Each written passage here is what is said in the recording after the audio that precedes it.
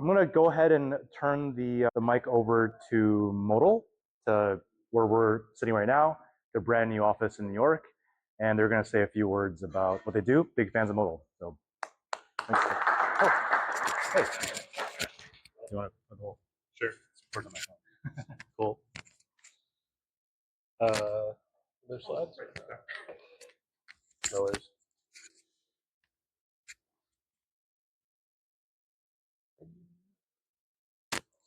Cool, thanks. Yeah, thanks all for coming. We're Modal. If you haven't heard of us, we are an AI infrastructure for developers company. Yeah, we do these things pretty well, I think, and I'll talk a little bit about that. Oh yeah, we have a bunch of AI native companies as customers, and anything from vibe coding apps to scientific research or large scale kind of machine learning inference. This is what it looks like in practice to use Modal. It's pretty familiar, Python API, or SDK rather.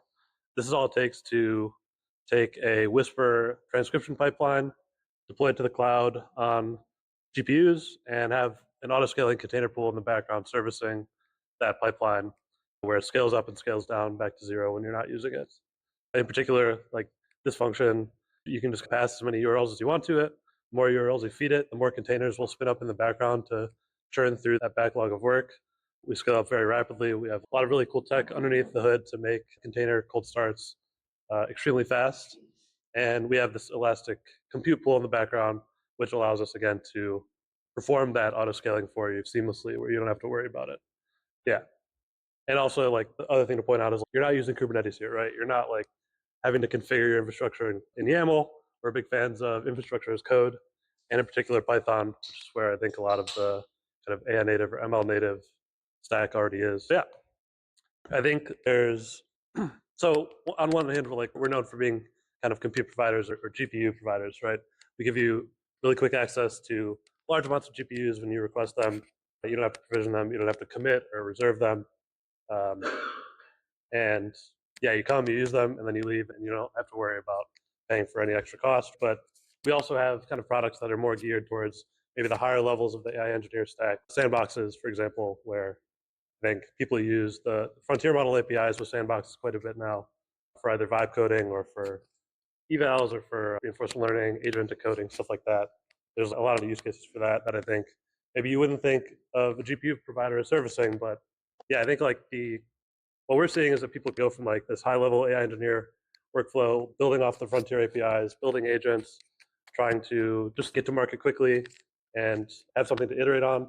And then once they have found some kind of product market fit and are looking to scale up, and then are looking at the quality of the product, the latency, the cost, things like that, they start saying, okay, these frontier model APIs I don't have much control over. Then that's where the rest of the stack is there to catch you, right? Where you can use open source models, you can fine tune them, deploy them on Modal. Of course, like all the infrastructure around that we provide pretty seamlessly. All you have to worry about is like writing your Python code to do that, which I think that's becoming a pretty cool pattern that we're seeing. So that's basically it. If you'd like to try Modal out, you can scan that QR code, get some free credits, and yeah, I hope you guys enjoy the rest of the talks. So thanks for coming. Oh, also, just in case, if you're curious, we are hiring for a lot of different roles. I put some up here, which I think are more closely related to engineering roles, but we also have a lot of non-engineering roles, if that's your thing too. So anyways, thanks. Any questions?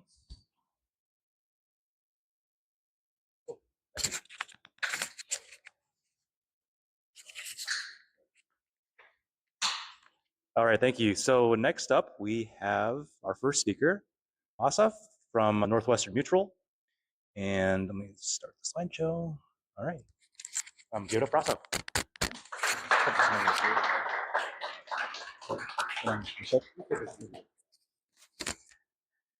Hey guys, great to be here. I'm Asaf from Northwestern Mutual. Northwestern Mutual is a life insurance company, Fortune 100, not necessarily the first place you would expect to find cutting-edge GenAI, but we've been doing this for about 2.5 years, very advanced, a lot of use cases. We've been building agents for about 18 months now, coding agents for roughly the same amount of time, and I just wanted to share some stuff that we've been doing with you guys, if it's interesting. I do apologize up front. I have an office event right after this, and I have to leave after my talk. If you want to talk more I'm happy to schedule time. Reach out to me over LinkedIn or just ask for my details from Al, and I'll be happy to meet with any one of you and dive more deeply. So quickly about myself, Fortune 100, I also do consulting, and I work with a lot of startups, helping them from anything from figuring out what their AI strategy is, all the way down to delivering full end-to-end projects. I also do my own kind of pet projects on the side, so trying to set up some new stuff. Won't be talking much about that. Talk quickly about reverse engineering. I think most people here are coders, right?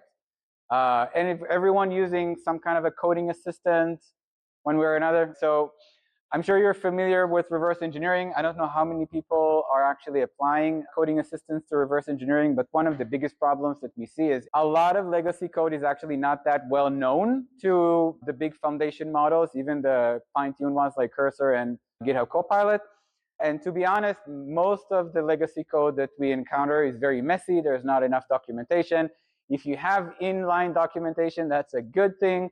Most of the times, there's no documentation at all. So part of the pain for people, but also for just off-the-shelf foundation model, very hard to orient themselves in legacy code. And that's why we actually figured out that we have to build something very custom. And what I'll be talking about today is I'll actually show just one example, one use case that we worked on, just in the interest of time. There is more. I'll breeze through one of them, but I'll give you some learnings from both of the projects that I managed over the past couple of years. And generally just talk about agent architecture as it applies to coding, but also in general. We've built a few agents across different modalities and different use cases. And a lot of the learnings here can actually be applied to agent patterns overall. And then I'll talk a little bit about why and how we deployed everything over GitHub Copilot. There are technical advantages, there are organizational advantages, some disadvantages, and we'll see how much we can get covered.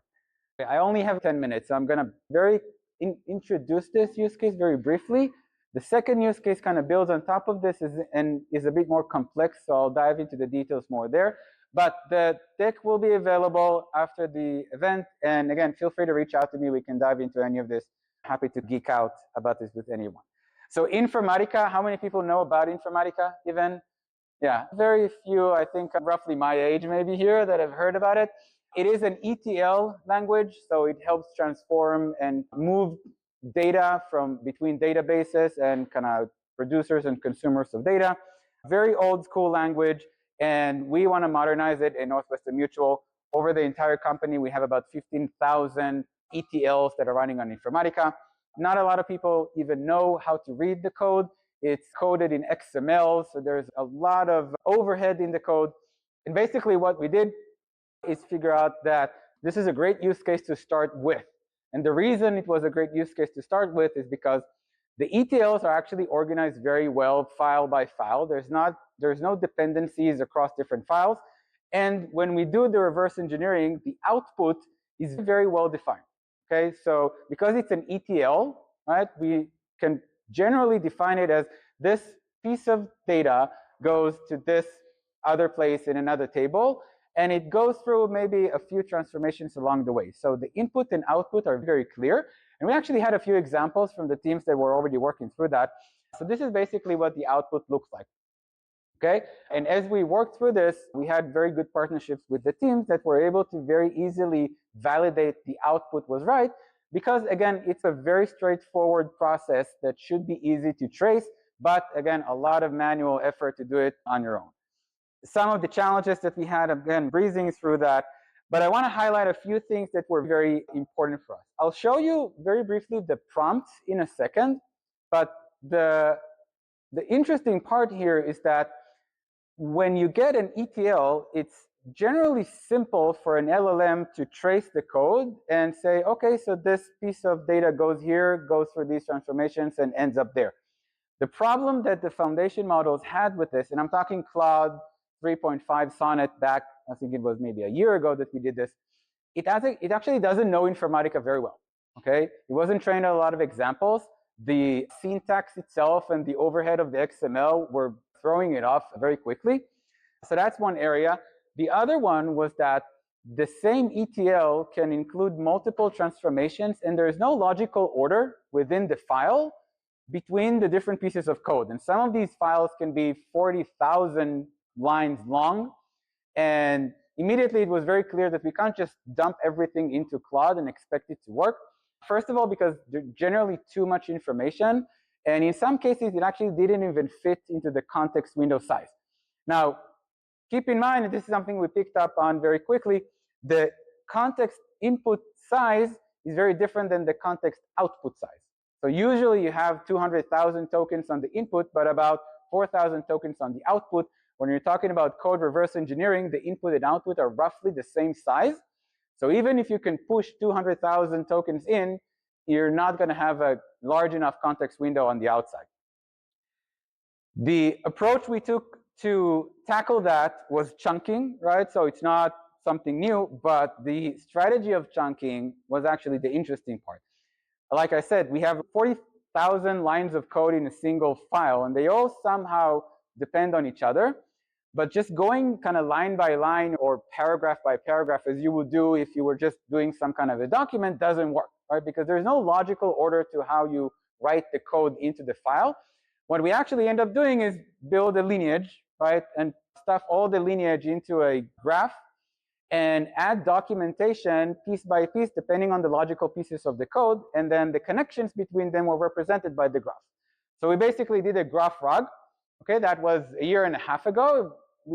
Something very novel to us. We didn't see a lot of examples, but that was basically the architecture that allows us to then take the code piece by piece in the right logical order, push it into the LLM, and then the LLM itself did a great job.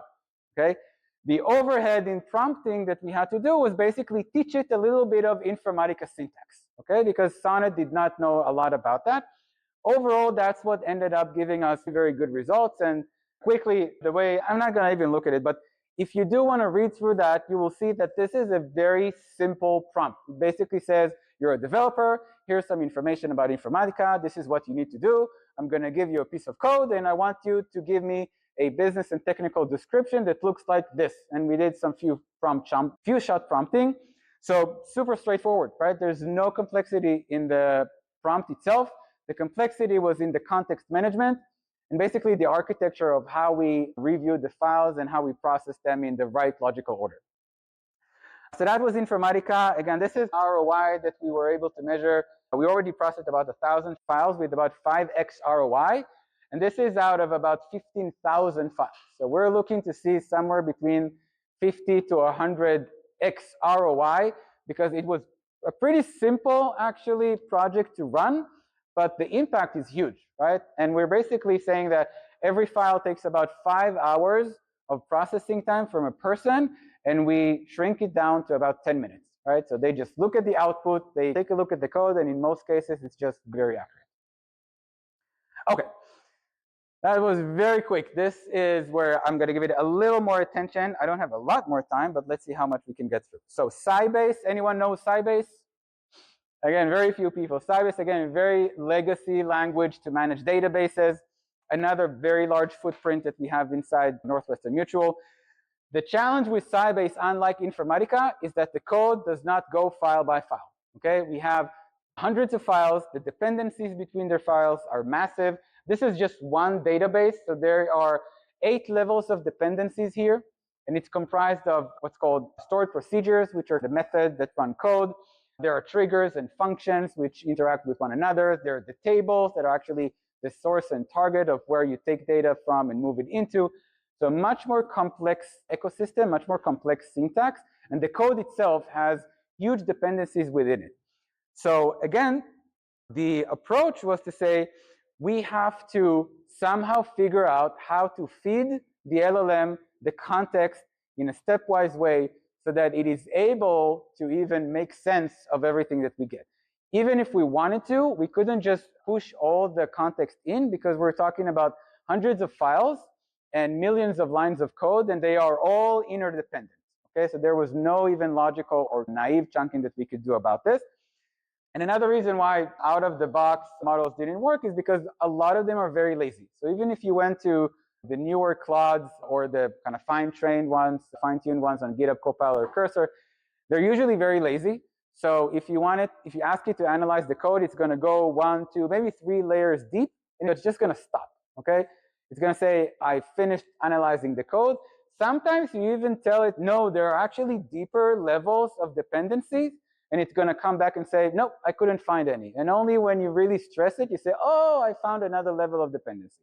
So the models themselves are lazy, and you can't just use them out of the box, and that's why you really have to feed it, spoon feed it, each step at a time, and that's where we started bringing in the agent architecture into the picture. So basically what we did is, again, we started with lineage extraction with some deterministic tools. There's no point in having an LLM run lineage. There are better tools out there to use that. We started by documenting each and every piece of code on its own. So each of one of the nodes, the sort procedure, every logical element in the graph was analyzed on its own, and one level of dependency out. Gave it some few shot prompting on how we want the output to look like, and basically we built a massive graph in Neptune that held all the information that we have. So all the connectivity and the documentation of each one of the nodes and pieces, and we had some business documentation that we just stored in an S3 bucket. And eventually, the architecture of the agents themselves was really about how we analyze the code base, okay? So right off the bat, we saw that writing one agent to do everything just didn't work, okay? You had to teach the agent a very specific and prescriptive way of analyzing the code depending on what you wanted to understand. So one agent did a left to right analysis, basically saying, who's using this piece of code, right? Who's it feeding down the line of the dependency graph? The other one was a right to left, so show me all the information that comes into this, or all the dependencies that come into my node. The third one was a spidering out, so take one point in the code and find me all the areas in the code that depend on this one procedure or this one trigger. And the last one was a dead code identifier. So it, again, did some spidering across the entire dependency chart and found nodes that, or pieces of code that were not reachable, right? They were there, but no one ever called them, and there was no path along the lineage that would get you to that piece of code. This is a very important part of the agent architecture that we built, which basically understands that one agent can't do everything, and you really have to figure out what's the right way of defining and limiting the scope of each one of the tasks so that you can create an agent that you can give very specific and simple instructions and not expect it to figure out things on its own while it's working, okay? So for example, the left to right agent, what it does is a very simple, kind of, in some cases, naive, recursive operation that you give it a seed point, and it just looks for the next dependency, and for each one of that looks the next dependency, and the next dependency, and the next, and then aggregates all the information back. So a very simple recursive loop that each one of us probably learned at university at kind of computer science 101, but it's not something that's trivial for a general purpose model to figure out and decide how to do, and we really have to give it very specific instructions if we wanted to follow this process. We also built like a very interesting UI that allows people to interact with the information and the code. This is how the output looks like. Again, something that's very easy for us to change and morph the specific requirements depending on the team that works with. And just touching very quickly on GitHub Copilot, the reason we went with GitHub Copilot to begin with was that because we had deployment challenges inside our organization. So every application we deploy to production has to go through very rigorous reviews and testing, engineering, risk, compliance. Everyone across the enterprise are taking a very close look at that. When we deployed over GitHub Copilot, it was already an approved platform, okay? So how they send information out to the cloud and how they bring it back in, which models they're using, what are the defense mechanisms, security mechanisms, all of that was already well known and approved, and we just deployed more code in the same environment. So it made our lives much easier and the time to market much, much faster. And basically what we did is we used GitHub Copilot extensions. We programmed the agents as extensions inside GitHub Copilot. It worked amazingly well and very quick out of the box functionality. And we just basically took our code and pushed it into GitHub Copilot.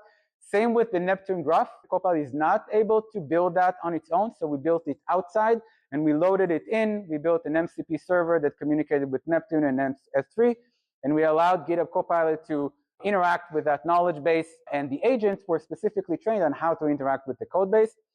And eventually, we can also see how we take this knowledge graph and documentation and try to generate new code based on how the previous system operated. This is something that would have been very hard for us to experiment with on our own, but GitHub Copilot, as a well-known code gen engine, just needs the right context, the right information, and can actually do a lot of that for us.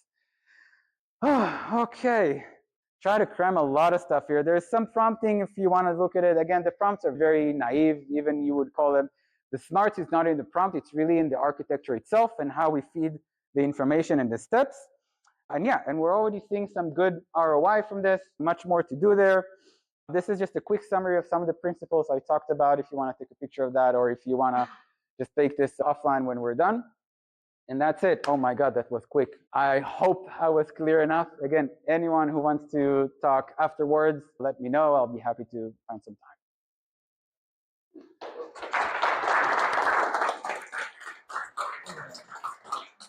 Any questions for? Yeah.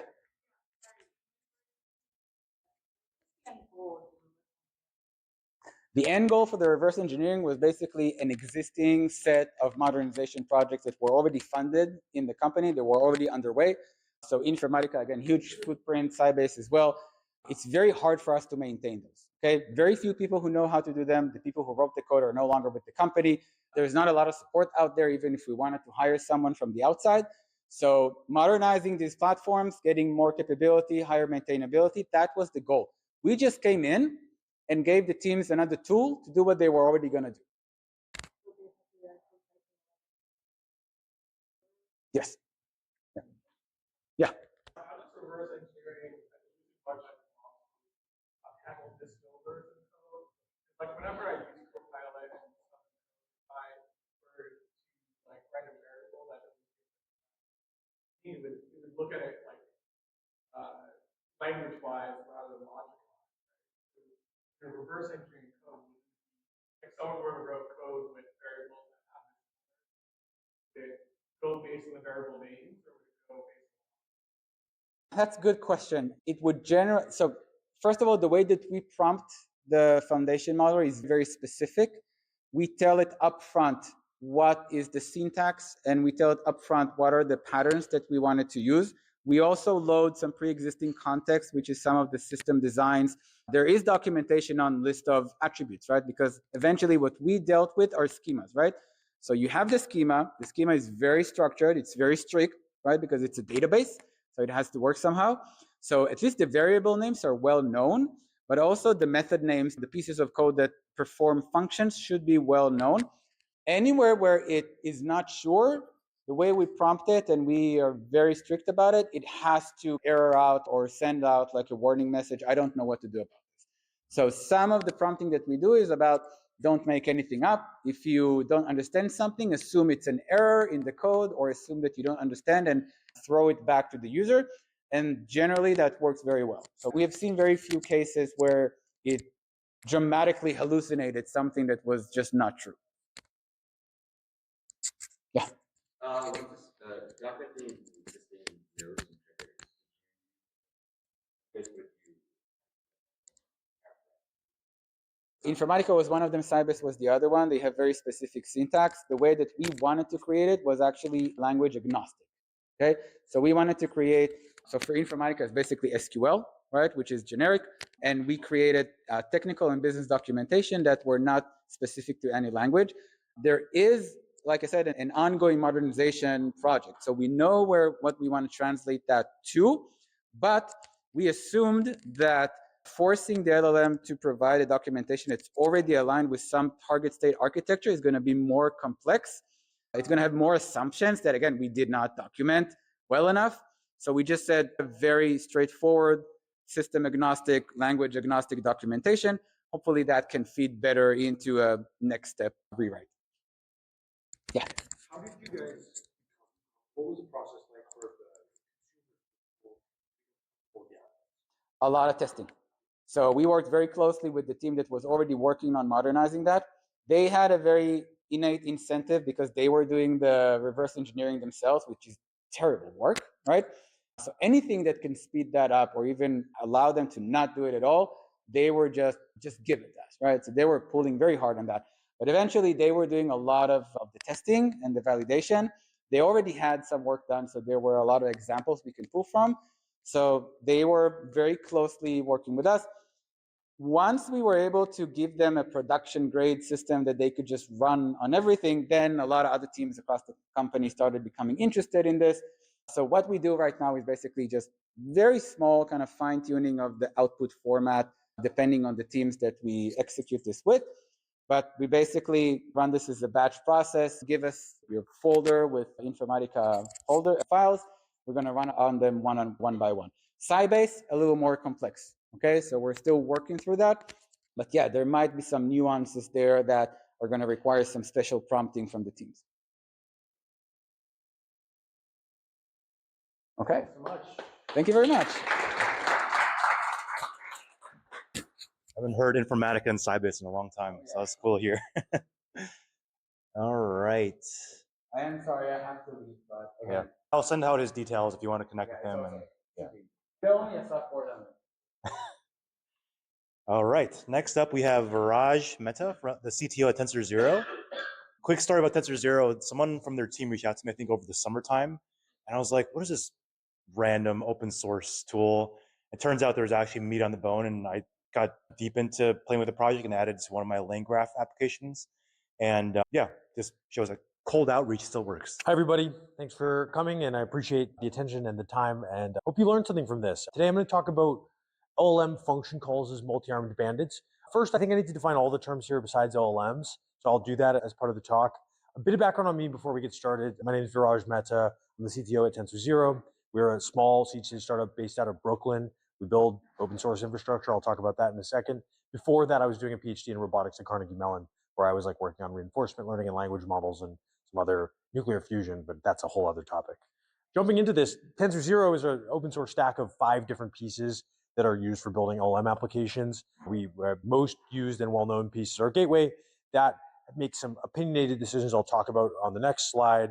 We also offer observability, evaluations, experimentation, and optimization as pieces that all read and write from the same database and know about the same configuration. So if you don't want to transfer the model of your application that you need across a bunch of different tools, TensorZero is neat there. It's all free. We don't make any money. It's built in Rust, and it's all on GitHub. I encourage you to check it out at some point.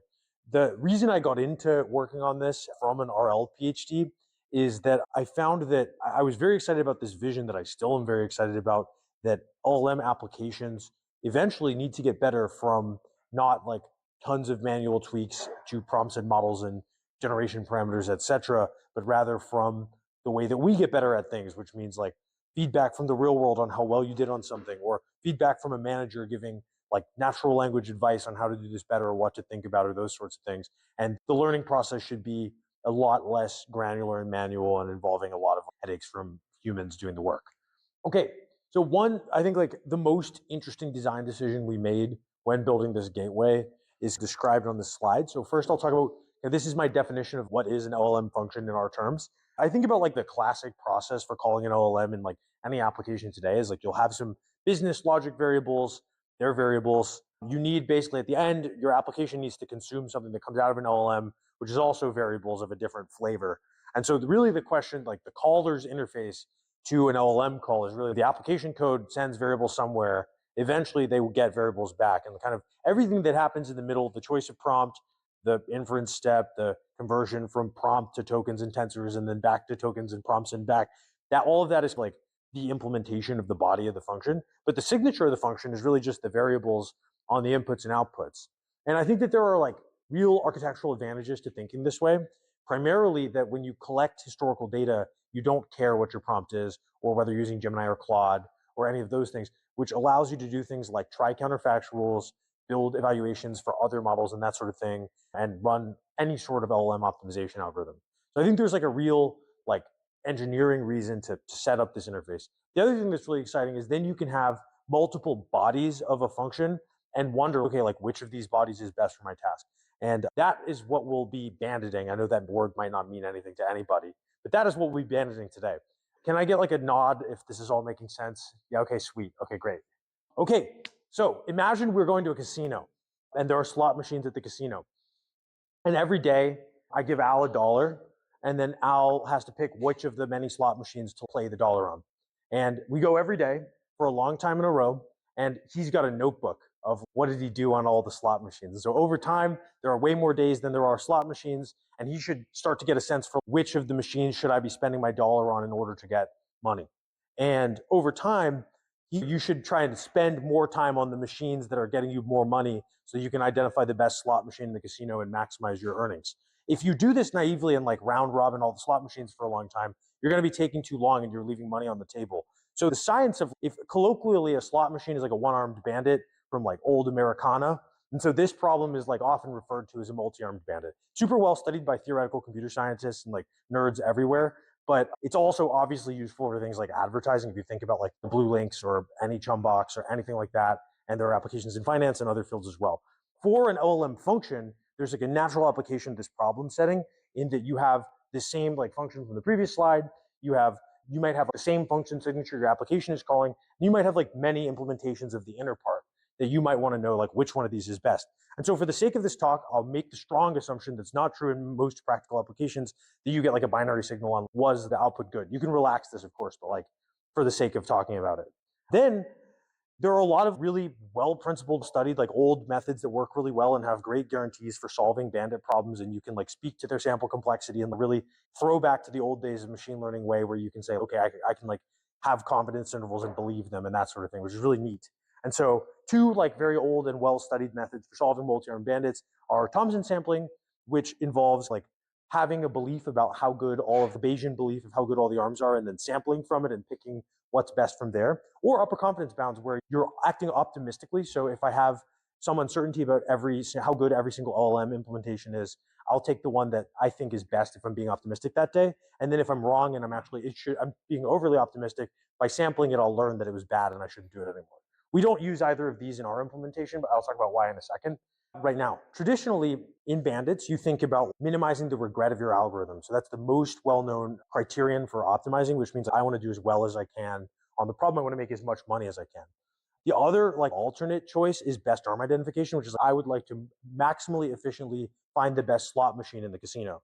And there's a difference. And like the Modal guys will tell you that they actually know the answer of why we care about best arm identification versus regret minimization, which is that it is expensive to serve many different versions of an LLM in prod. You don't want to serve a lot of different models in prod. You want to serve as few models as you can in prod because it is hard to manage.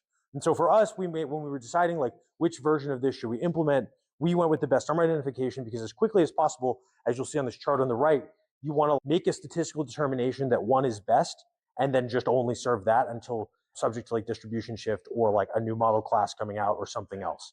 And so that's why we went with that. You can see this is actually from a blog post that's written on the topic that you can check out. And you'll see basically that like after the model, the statistical procedure comes to a conclusion on the top chart of that the orange one is the best model or variant here, then we just turn everything off and that's the best one. And we have 95% confidence intervals that tell us that. And please turn off all other models and send all the traffic to the one that's winning. This was not easy to do in prod. We have like kind of some challenging assumptions around like our open source deployment that we don't manage because we don't make money. The first one is like a classic statistical problem. If you're like constantly checking the results of an experiment every single time, you run into this problem of if I'm constantly checking doing statistics computations, I run into repeated testing and you can p-hack or whatever and make conclusions that are false because you're checking too often. And so we had to use these like particular like statistical tricks called anytime valid confidence intervals confidence sequences to be able to avoid that problem. Also, like we don't know how people are deploying TensorZero. Some people use Python clients like all over in many containers. Some people have a centralized gateway, like you can do it however you want. So we don't know, like we can't have central state. ClickHouse is a terrible database for central state, so don't do that. And so we have to like make kind of assumptions that other people might be writing other stuff and we don't really know what they are. And also feedback never comes like that. It's always delayed. And so you have to think about a batch setting where you get some feedback and you need to be doing something reasonable in the middle. And you can't like, for example, if you're always choosing the upper confidence bound and you don't get feedback for a long time, you might be making a bad decision repeatedly and sampling the same crappy slot machine lots and lots of times. So we ended up getting to a point where we have an implementation of this in production. It's open source. You can look at it and play with it and it's all out there for free. It's pretty interesting. Like the actual technical details I won't go into, but takes advantage of streaming computation of statistics in ClickHouse. And like we're solving a second order conic program in the background of the Rust server without blocking network requests. pretty cool stuff. I won't get into that too much, but you can just play with it. If you have like already set up TensorZero, which is like free and stuff, you basically just have to write a few lines of TOML here, and that sets up the experiment. Like there are more configuration parameters, they have sensible defaults. The idea is pick the metric that you care about, send feedback there, and pick the candidates that you care about. Those have definitions that like map to prompts and models and generation parameters, and then automatically this thing will do the rest and you don't have to think about it. You can look at the results in the UI.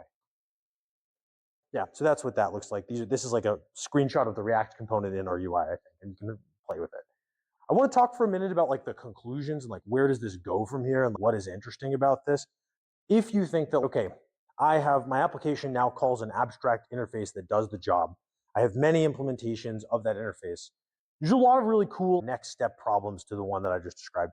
One is, all right, like this, I haven't described anything input conditional here. We were just picking slot machines. And so if we care about the actual inputs of that we're calling the function with, that's also a well-studied setting called contextual bandits. And that allows you to do things like the kind of routing stuff that people traditionally talk about. So if I'm asking like, what's the capital of Japan? I don't need to call the heaviest model in the world to know the answer. But if I'm asking about a Putnam competition, I probably do. Another thing is, like I said, most real world problems do not have a single Boolean label that you can use to determine. Some of them do, which is neat and is really great. This is a great tool for them. But like, of course, we have to come up with a way of solving the more soft problems. So we have a bunch of ideas there. And of course, the literature is filled with people trying to solve this problem. And then of course, we don't only care about like how good are we doing on the score. We care about how much it costs and how long does it take and some of those questions. So can we do a more like correct optimization problem for those things? And non-stationarity is built into every data science problem. And so that's again studied.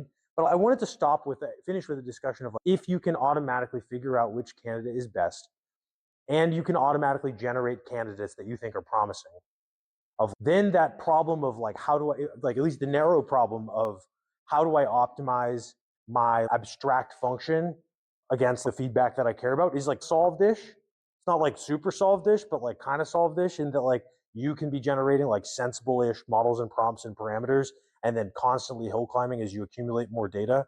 I think there are really interesting behaviors as the sample complexity of a language model scales inversely with its size, meaning that the more data you collect, the smaller a model you should be able to train to reach a given level of performance. And so I think that's a really neat property of a system like this. I'll pause here. I don't even know if I have another slide. I think I might just leave it here. I'd rather answer questions than yap. So do you guys have any questions? I have a question. So I really like the example of the pen. And I think the Viraj presentation on that. Last week I met a guy from the Chen part. So if you're asking for the future direction, that might be the direction for you on the phone side. The tree that somehow reminds me of what you just said today to us, right? So that's product. And the question for you is how do you like is that triaging in real time? Do you hard code that thing? Like where the data is coming from? Like how do you understand that this model performs better with that your observation or Oh yes, the gateway has, I skipped this part. Gateway has a feedback API, so like you would with PostHog or some other kind of metricsy platform, you can send arbitrary feedback back. We take Booleans and floats, of course, but also like natural language comments and demonstrations as well. So the simple implementation, of course, is like with Booleans, but like we do take other forms of feedback as well. And like I said, we're working on approaches for bootstrapping some of this stuff. In terms of from there, this thing drives itself automatically. Yeah. Yeah. One more question with the use case. I know that you don't want to go into that, but still, like, what are the use cases that you serve and you can see like the company that decided to open? Oh yeah, for sure. So some of them, yeah. So let me answer concretely first. In-house, we dog food heavily. So we have a bot that runs on every single PR that tries to fix broken CI. And if the patch works and we approve the patch, it gets a thumbs up. And if we don't approve the patch, it gets a thumbs down. And so we're running this in our own little production right now to see whose implementation of the software engineering agent is best. And we're we're just doing this all the time. We write a lot of PRs, and so this is busy. Some companies do things like I'll think of one that comes to mind, call a doctor's office, try and schedule an appointment for you. If you get to the right person and schedule the appointment, then that's like a good job. And if you fail to do that's a bad job.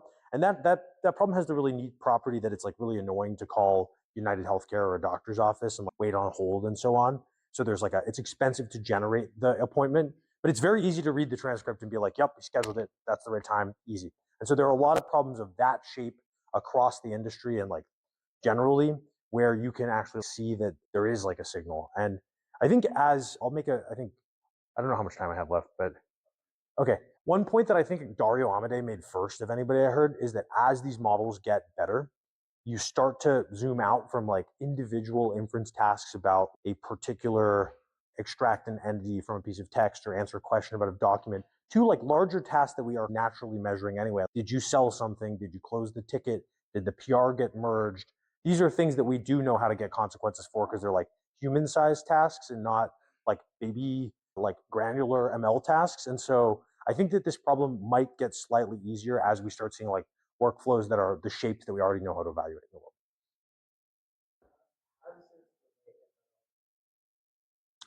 Yeah. Oh, yeah, absolutely. DSPy, and I know Omar and I like Omar. He is, I would tip my hat to him as like a conceptual inspiration for a lot of this. I think the relationship between us and DSPy is that DSPy does not answer, it does not really, at least natively solve the data questions that are involved in doing something like this, where you need to bring your data set to DSPy to run the optimizers and do that stuff. Whereas like TensorZero has the full life cycle of data handling and all of that stuff. And so if you need to like, all of that kind of comes for free with TensorZero. And then we've been really careful about production engineering from the beginning, like Rust CI, like careful, very like we don't break interfaces, we don't break user space, like that kind of thing. I think like this is intended and is depended on by like large companies. You mentioned examples of the software and even like outcomes based. Are there like there new outputs or these types of all of these that we have learned about like sort of like API or What, like publicly today or? Yeah, I think like for any agent that you build on top of Zero, which you can call with the OpenAI client or whatever, and you're able to collect feedback of this form, you get this for free. This comes with like just deploying the open source software. You can look at for my different variants, like how are they performing on this measurement, and like with like confidence intervals and all that stuff. If you're a customer and you have a hunch on which arm is the right one to pull, is that, can you collect that through feedback or is that through something editing various whole? Like, how does that? If you have a hunch, You have a hunch that like maybe like this arm I think of these four might be better. we do. So one thing you could do there is like you can manually specify like what weights to pull with. So if you think, okay, like this arm is better than that arm, I want to put some more weight on that, you can manually specify that, collect some data, and then switch it over to the experiment and let it drive. And it'll use the data it already collected as part because it's like fine. So that would be one way to handle that. Anything else? Cool. Thank you guys. All right. Next up, we have Cedric from Red Hat. Sorry, I didn't get to talk to many people beforehand because I was trying to get this demo working. But I think That's why I made you. That's why you let you go last. Thanks. Oh yeah. Thanks all for hosting. All right, let's do this. Okay, super cool. Great presentation. I think especially at the end, I was really interested in like how the contextual aware routing is going to be more important because why use a large model if you could use like a small language model? And that's what I want to talk about today is running your own AI models, specifically with Docker or with Podman if you end up using that container engine. I got a bunch of demos, probably too many, but I'll try to do it in 10 minutes so we can have ample time for the rest of the sessions. My name is Cedric Clyburn. I do videos on YouTube, so check them out if you're interested in like theory and concepts. We just did this one the other day, RAG versus agentic AI. Let me just, I was going to record this for later. Sorry. But yeah, so I do open source software at Red Hat. And so a lot of the projects that we work on are specifically focused around reducing cost and then also security around running your own open source models. So has anyone heard of like the projects VLLM or Llama C++? Okay, cool. So we're like the biggest contributor to VLLM, we contribute to Llama C++, and these are two inference engines one for running models specifically on a small machine like a Raspberry Pi or a laptop or one single GPU, and then VLM for running A100s or anything higher than that in multi-node clusters of inference, right? Because at the end of the day, 90% of the compute cost is going to end up being on inference, and right? And does anyone remember, like back in the day when Uber was like $5, $10 for a ride, and it was like crazy cheap, or Airbnb, it was like $50 for a night, and now the same thing is like $200. I'm very wary that's going to happen to paid proprietary models. So there's tools that I want to show you today, give you some cool demos to run your own models specifically in containers, because when DeepSeek came out, and it feels like it's been like years, right? But everyone was in a rush to download Ollama and to run this like completely untrusted model on their computer as root. And that scares me a lot, just because I feel like a prompt injection attack is in the near future to make the headlines, right? Someone's going to get hacked because the model they run did some type of exploitation and sent their SSH key to a website, and everyone's going to get hacked. So we'll see what ends up happening. But the idea is to run models using all the benefits of containers. So does everyone here probably uses Docker or Podman, right? Okay, sweet. Yeah, so run your container to put it across different clouds.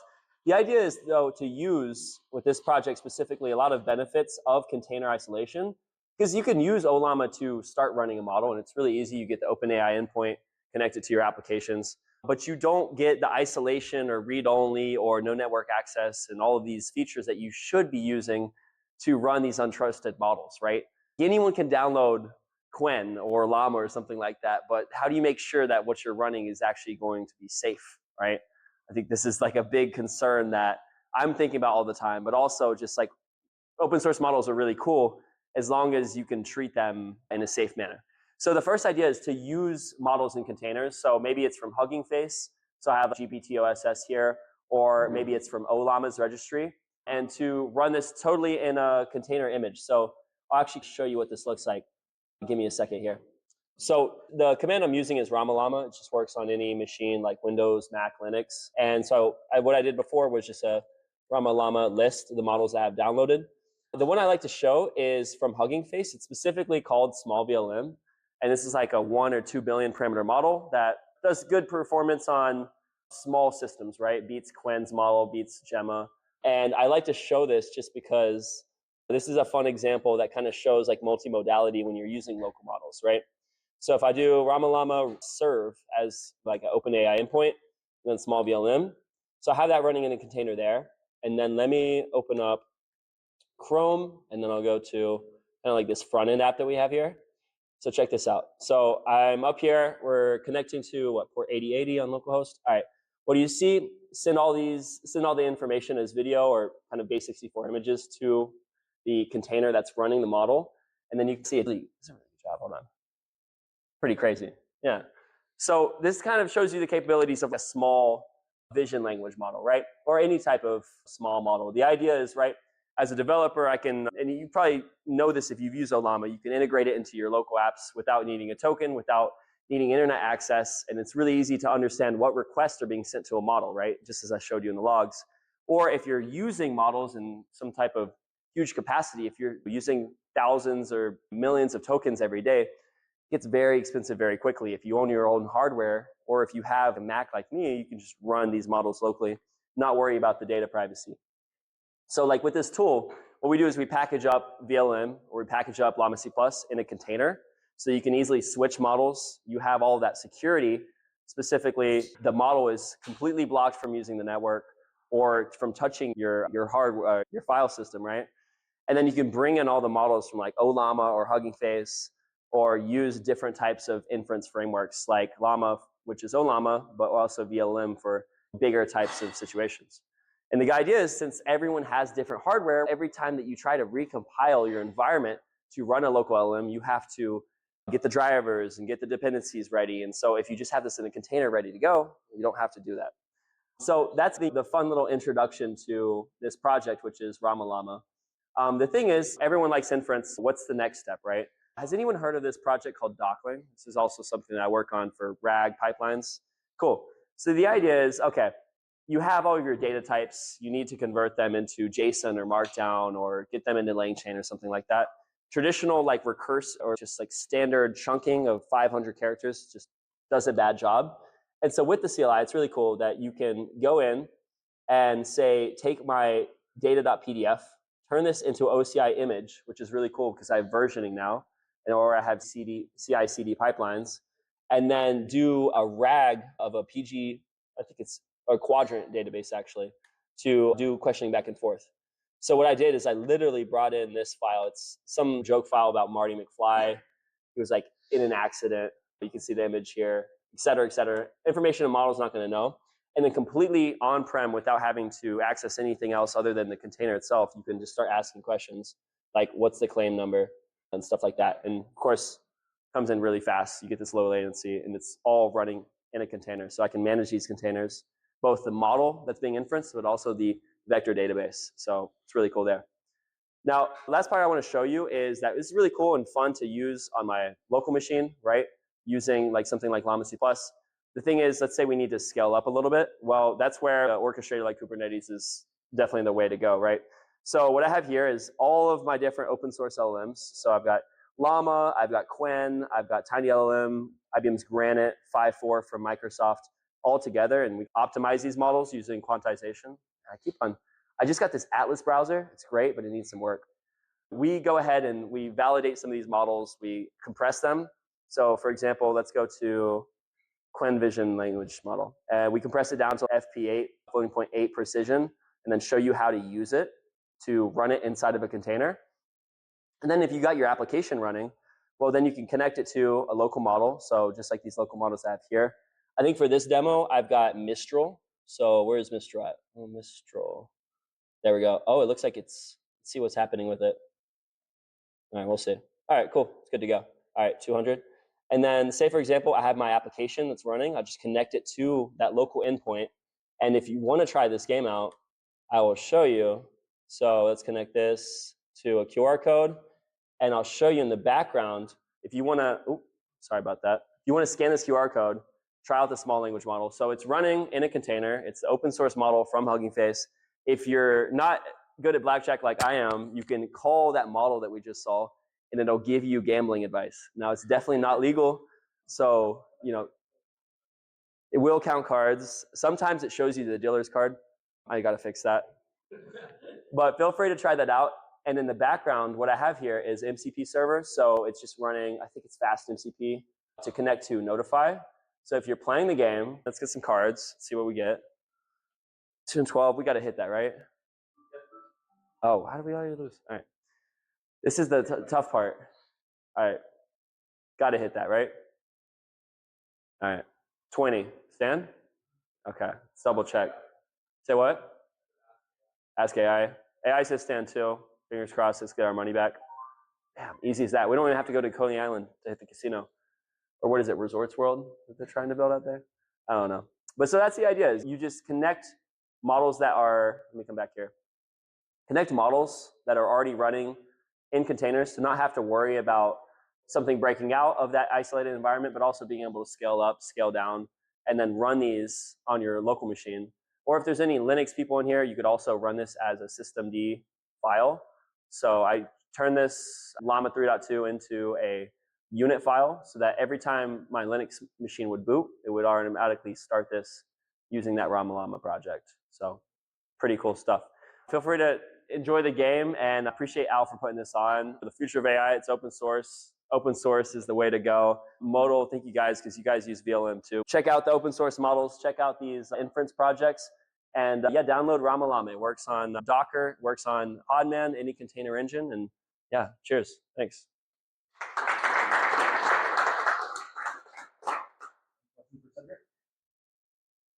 What's up, brother? What's the most favorite one of the things I found harder is like post something in like the latest part, right? Doesn't really want that much somebody's back competing with like, well, I can't get over this plot, so why is it Scaling the requests coming in, or fine tuning the logo? Probably not going to be hard. So where are you seeing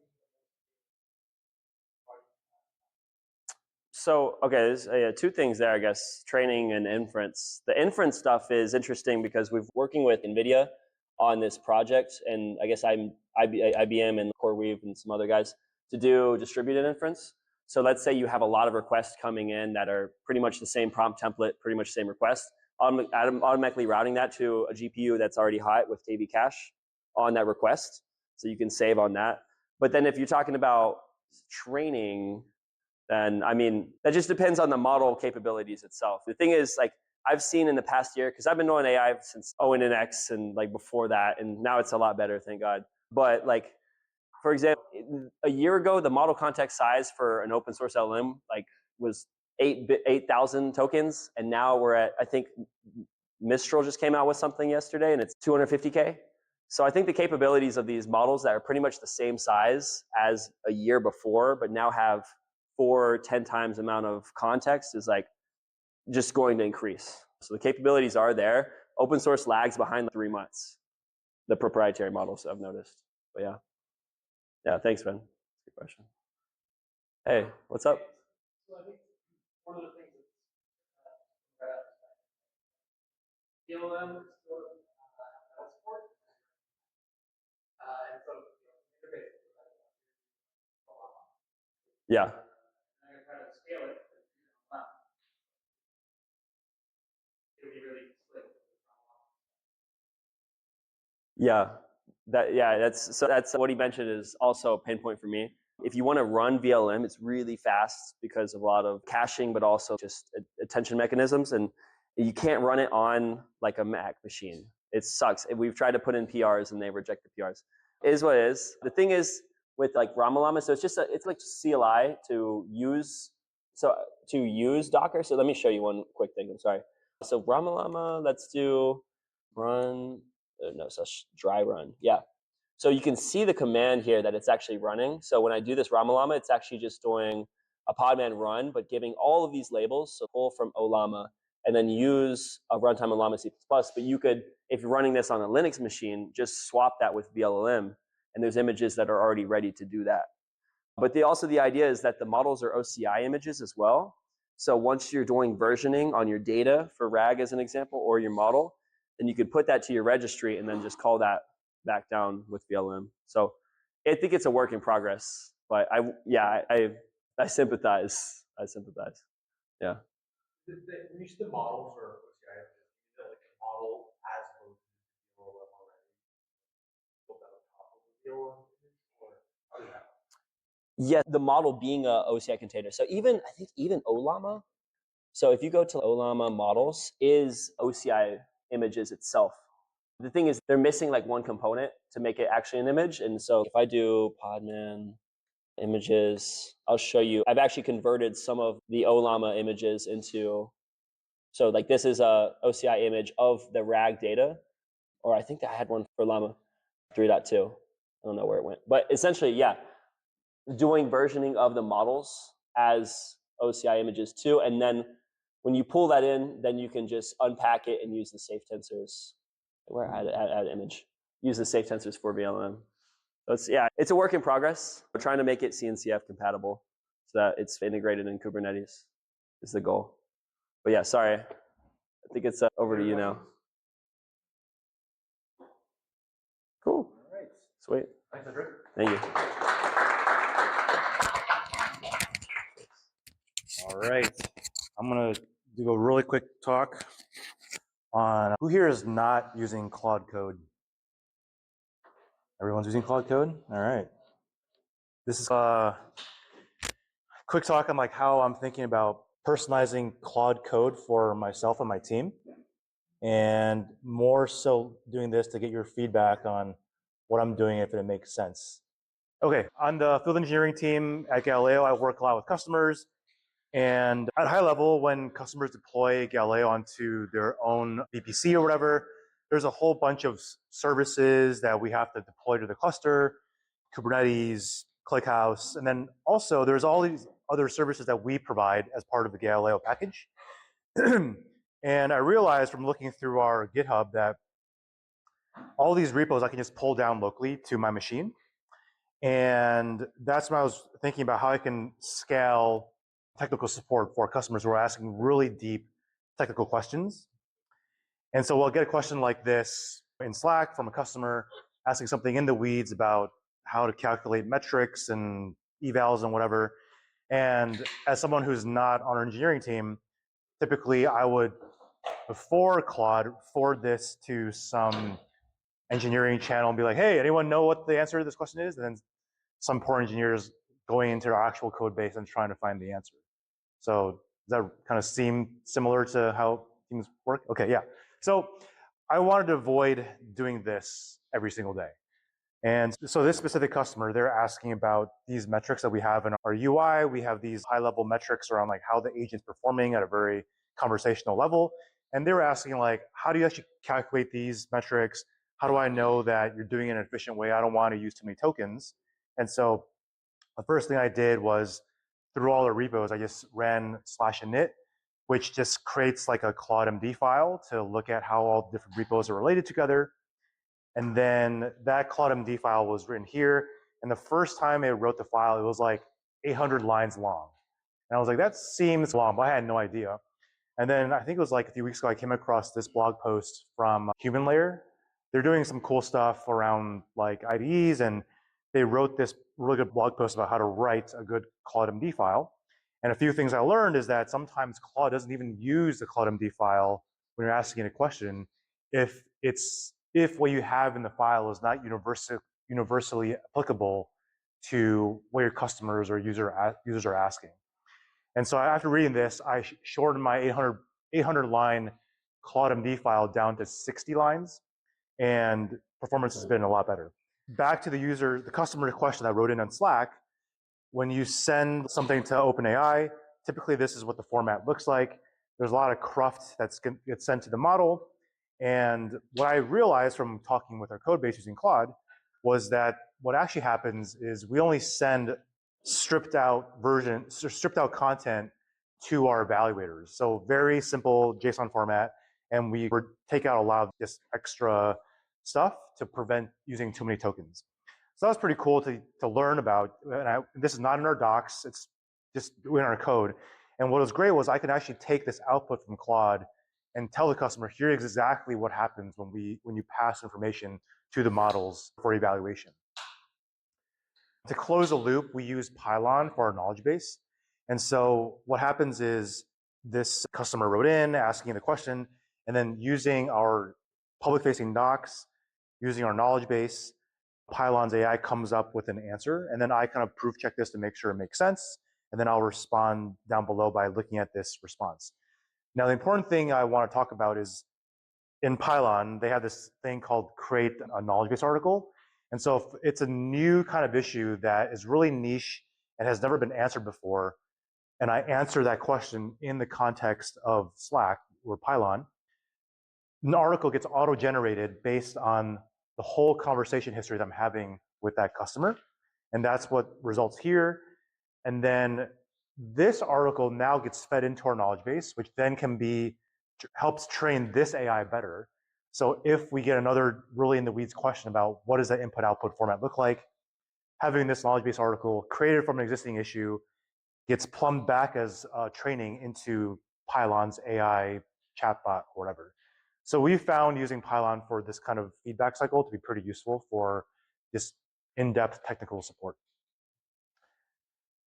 Turns out LangChain's chat support bot does something similar. They scan the public-facing docs, they scan their knowledge base, also using Pylon, and then they also scan all of their public-facing repos to find answers to customer questions as they're coming in. And instead of using Pylon, I think they just built their own deep agent to scan all these different data sources to find the answer to customer questions. Some other kind of workflowy things that kind of improved their quality of life is there's 7 or 8 different repos I have to pull on every single day just to make sure I have the most updated code. And so we have a simple script that I run every day just to automatically pull a git pull origin main to pull the latest repos to my local machine. And then actually, this is a hat tip to someone I just talked to a few weeks ago about using custom slash commands in Claude Code. So I have a few that I use a lot. One I use is just /look. And the way I use this is in Claude, this is the actual kind of prompt that goes into this look command. and you can have arguments that going into the prompt. And it's basically a shorthand way to write commonly used prompts in Claude. And so what my prompt might look like is /look, which takes this whole markdown file, and then API is the name of the repo that I'm pretty sure contains the answer to my customer's question. And then that just plops that into this prompt, and then I start asking the actual question coming from the customer.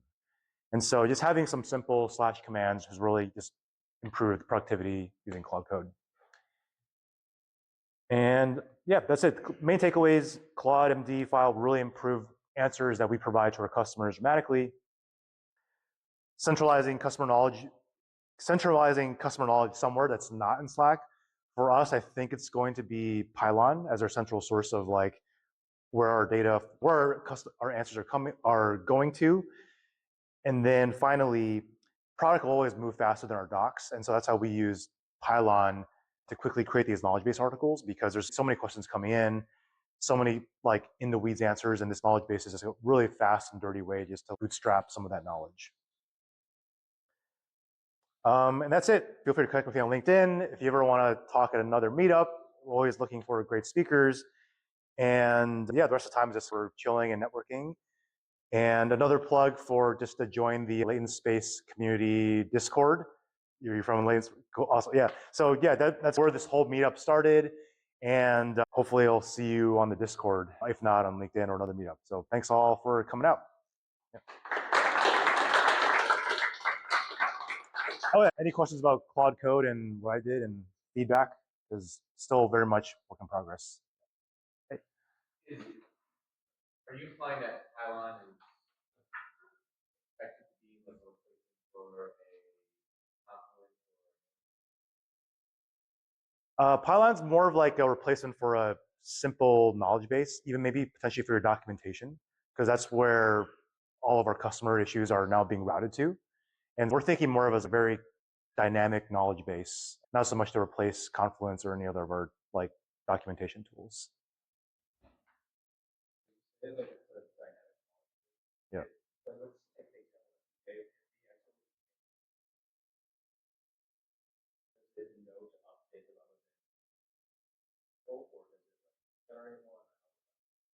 It would only, so it doesn't look at our code base. The Pylon doesn't look at our code base. It only looks at what's being plumbed through Slack. But as new customer, from what I understand, I'm still learning exactly how it works. From what I understand, as new customer issues come in and we answer them, we provide a new answer, it will suggest, hey, you have this knowledge base article that seems similar to this issue. You may want to update this with this new knowledge that you provided to this customer. Anything else? All right, sweet. That's it. Thanks so much for coming.